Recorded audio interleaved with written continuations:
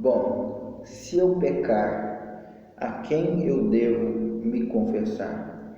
Visto que nós somos pecadores, mesmo sendo cristãos, mesmo sendo crentes, nós somos ainda nesse corpo de pecado, ainda sujeitos a pecar, principalmente se a gente não vigiar como cristãos, nós somos sujeitos a pecar. E aí, quando nós praticamos um pecado que propriamente nós achamos grave, nós não confessamos todos os pecados, mas aqueles pecados mais chamativos, nós temos um costume e é uma tradição, tanto dentro da igreja evangélica quanto da igreja católica, mas na igreja evangélica se tem perdido o costume de confessar. Esse costume veio da igreja católica. A igreja católica tem esse dogma, tem essa doutrina da confissão, e é uma coisa antiga na igreja católica, e é uma coisa antiga no cristianismo. Então é algo que nos afeta de alguma maneira hoje, embora, como eu disse, no meio evangélico não está muito comum, não está muito em alta essa prática. Nós vemos que nem todos os dogmas, nem todas as doutrinas a gente acha nas escrituras sagradas.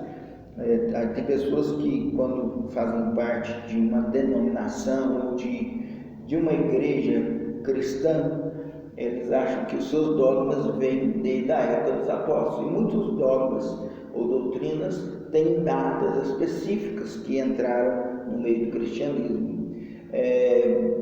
O ato de confessar para alguém especificamente, ele tem data, ele vem do terceiro século, e principalmente com a figura de Cipriano de Catargo, do bispo de Catargo. Bom, historicamente houve um problema na igreja em que, em meio às perseguições que a igreja sofria naqueles primeiros séculos, muitos morriam para não negar Jesus, muitos morriam nas arenas e de várias formas, eram torturados e mortos para negar Jesus, para praticar aquilo que eles queriam que os cristãos praticassem, que oferecesse sacrifício em favor, sacrifício, incenso em favor do imperador, e muitos não praticavam, não ofereciam incenso em favor do imperador, eram mortos, e várias questões que eu não vou entrar porque o vídeo não é sobre isso, porque os cristãos morreram naquela época. Mas uma das coisas que aconteceu na época é que as perseguições elas não eram contínuas, ou seja, elas vinham em um determinado tempo, mais fortes, mais fracas, num determinado lugar, num lugar específico. Então muitas das vezes ocorria após o término daquela perseguição, ou vamos dizer assim, aquele tempo de bonança que chegava após a tribulação, que muitos morriam, outros, mesmo sendo presos e torturados, por algum motivo eles não morriam, e outros escapavam porque negaram Jesus, porque fizeram aquilo que o governo, o império queria. Então eles escaparam da morte. Então a igreja ela entrou num problema através de um homem chamado Novácio. Os novacianos, eles não aceitavam esses cristãos que tinham negado Jesus. Eles não aceitavam esses cristãos que tinham feito o que o império mandou e tinham negado Jesus. Para resumir, não explicar exatamente o que eles fizeram, mas eles negaram Jesus, negaram ser cristão, negaram o cristianismo, negaram Jesus de alguma forma. E esses novacianos e os que estavam junto com o Novácio não queriam aceitar essas pessoas, não queriam recebê-los de novo. Depois que passou a perseguição, a bonança chegou, essas pessoas queriam voltar de novo à comunhão com a igreja. e esses ligados a novatos não achavam certo eles serem aceitos. Mas a igreja, né, até por Cipriano de Catargo, ele resolveu, com a igreja, eles aceitaram essas pessoas e eles queriam aceitar essas pessoas, mas eles arrumaram uma forma de aceitar essas pessoas. E o que eles trabalhavam naquela época é que só quem podia perdoar os pecados dessas pessoas que negaram Jesus eram os confessores. O que seriam os confessores? Seriam aqueles que sofreram a tribulação, sofreram a tortura, não negaram Jesus de forma nenhuma, mas sobreviveram. Então eles não negaram Jesus, eles podiam então, eles tinham o direito então de perdoar os pecados daqueles que negaram Jesus na época da tribulação. Então se determinou que eles fossem perdoados por esses confessores. Aí começa essa ideia, aí começa essa prática de você ter que confessar para uma pessoa específica, para que essa possa te dar perdão. Então, nessa questão, e até depois eles trabalharam também outra questão, né, de dar um prazo, né, de que a pessoa tem que ficar naquele prazo fora da comunhão, ficar da disciplina. Odiernamente, contemporaneamente, é o ficar de disciplina hoje, tanto tempo de disciplina, para depois voltar à comunhão. Surgiu isso nesse tempo, surgiu isso nesse período, surgiu, depois desenvolveu, né? Toda doutrina ela começa em um determinado momento, ela, vamos dizer assim, ela entra oficialmente em vigor em um determinado momento, ela aparece, pode ser que ela esteja já antes, mas ela aparece realmente num determinado momento e depois ela se desenvolve. Essa doutrina foi desta forma também, ela se desenvolveu depois.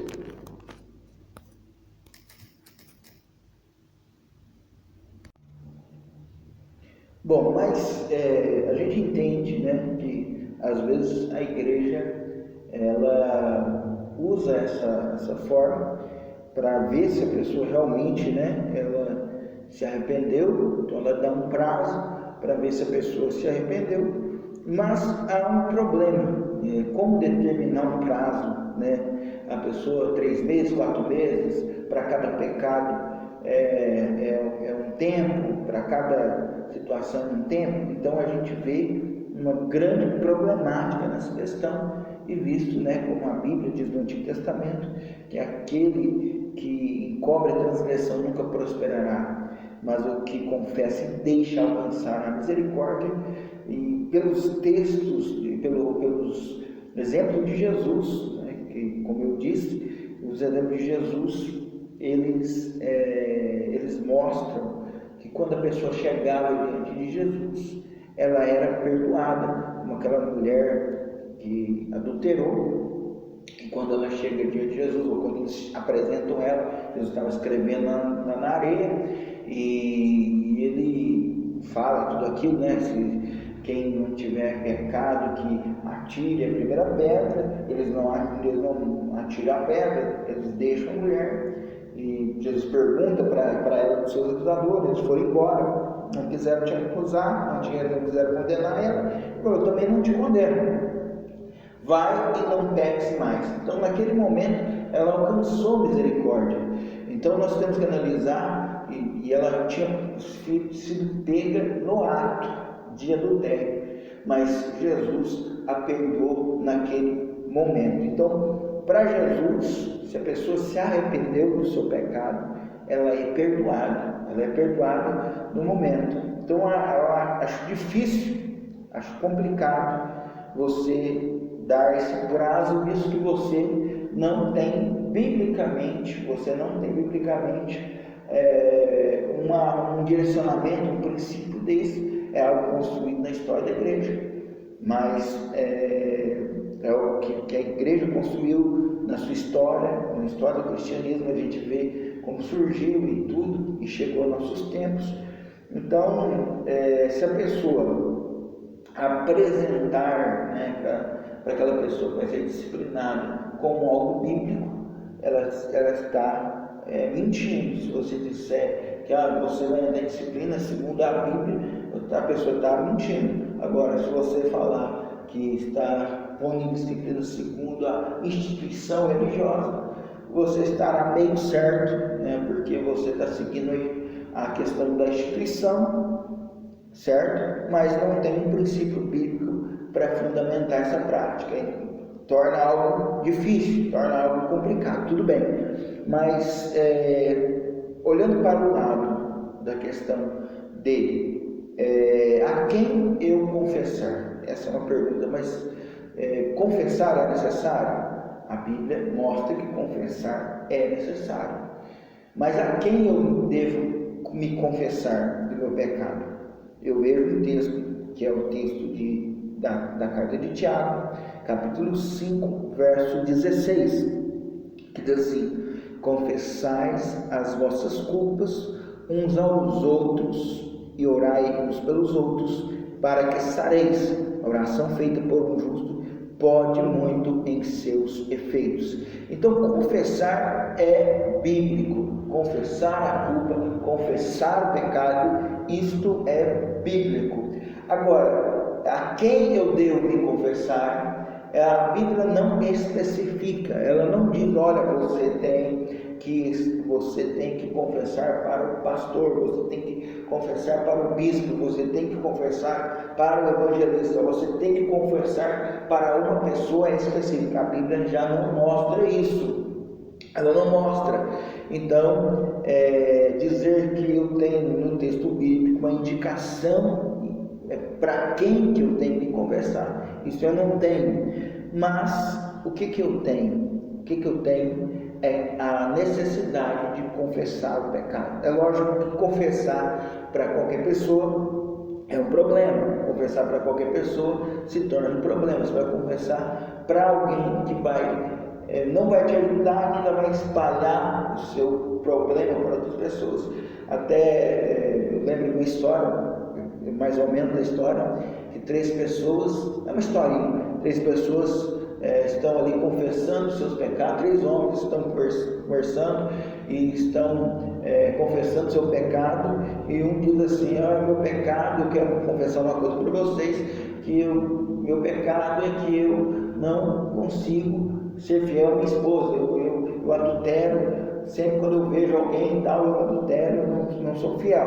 Ele falou: meu pecado é porque eu roubo, eu tenho essa mania de roubar, eu vejo uma coisa, eu roubo, eu passo a mão mesmo no roubo. E o outro, terceiro, vendo que os dois tinham confessado seus pecados, e eles esperavam, eu também ouvi uma confissão do terceiro, eu disse: o meu pecado é uma coisa, eu não estou suportando de vontade de sair dessa conversa para poder espalhar o que vocês disseram para as outras pessoas. Então, era um fofoqueiro. Então, a questão é o seguinte: não é para qualquer pessoa que a gente deve confessar o nosso pecado, porque se você confessar para qualquer pessoa,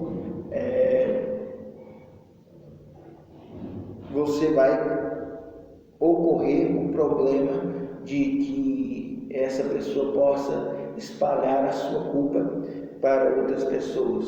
Então, qual que é a questão? Biblicamente, você pode confessar para qualquer pessoa, irmão, qualquer pessoa da igreja, confessais as vossas culpas uns aos outros e orais pelos outros.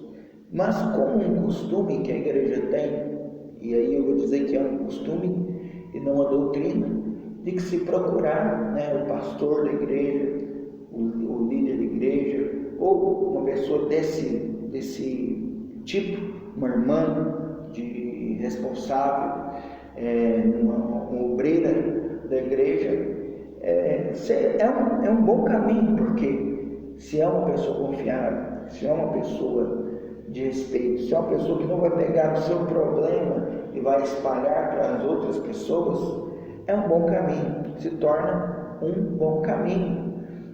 Então, na verdade, não é bíblico dizer que a Escritura especifica a determinada pessoa que você tem que confessar. Isso não é bíblico. Você não vai achar texto nenhum que diga: confesse ao fulano de tal, beltrano de tal, que tem tal cargo na igreja, ou pastor. Não tem um texto que nos mostre a quem devemos confessar. Mas a Bíblia fala que nós devemos confessar as nossas culpas. Isso é claro na Bíblia, ao confessar e deixar o pecado.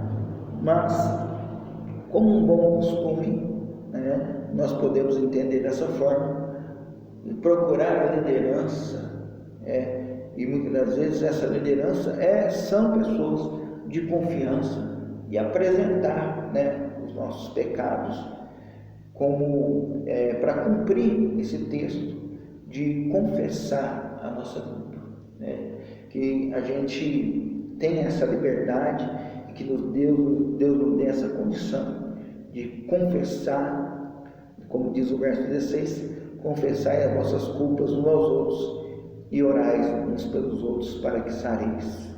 Que Deus venha abençoar.